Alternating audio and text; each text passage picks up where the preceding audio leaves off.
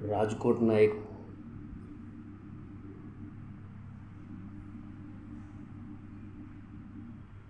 સત્સંગીને માવો ખાવાની ટેવ હતી ભાઈ. સંતો સમજાવતા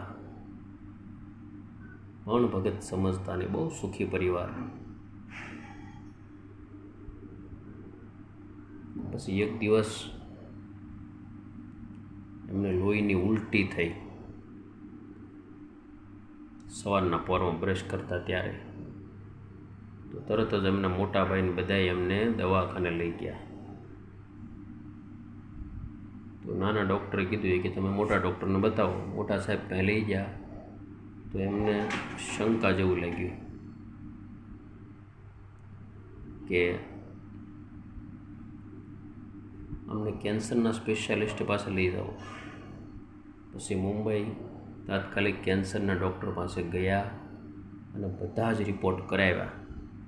અને રિપોર્ટમાં કહેવામાં આવ્યું કે ભાઈને 4th સ્ટેજનું કેન્સર છે, 4થા સ્ટેજમાં છે અને હવે અમની પાસે 1 મહિનો છે અને અન્નનળીની અંદર કેન્સર છે, અન્નનળીનું. તો એ ભાઈએ ડૉક્ટરના ટેબલ ઉપર 25 લાખ રૂપિયા કેશ મૂકી દીધા.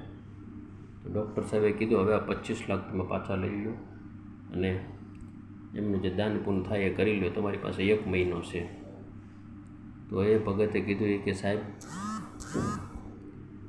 કે અમેરિકા જવું પડે તો અમેરિકા જાય, ત્યાંથી ચાર્ટર ફ્લાઇટમાં, પ્રાઇવેટ ફ્લાઇટમાં ડૉક્ટરો મંગાવો હોય તો મંગાવીએ.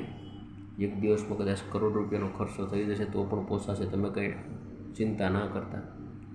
સાહેબ કે હવે ટાઈમ પૂરો થઈ ગયો અને આ ભગવાનના ઘરનું તેડું છે.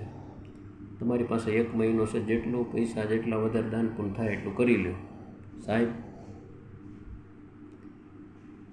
1 મહિનો પૂરો થયો ત્યાં સવારે એક દિવસ એમના ભાઈનો ફોન આવ્યો સવારે 6-7ના ગાળામાં.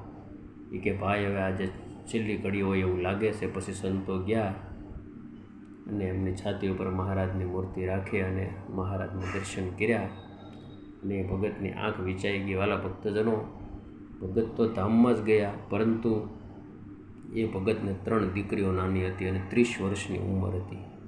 તમે વિચાર કરો, આ જીવની કેટલી કિંમત છે, જીવનની કેટલી કિંમત છે. યા તો તમાકુની કિંમત આપણી કરતાં વધારે છે. ક્યારેય ન હોય. એટલે તમાકુ છોડજો, માવા છોડજો. એની જગ્યાએ શરીરને નડતું ન હોય, કોઈ નુકસાન ન હોય એવું વ્યસન રાખજો, પરંતુ તમાકુનો ત્યાગ તો કરજો કરજો ને કરજો. જય સ્વામિનારાયણ.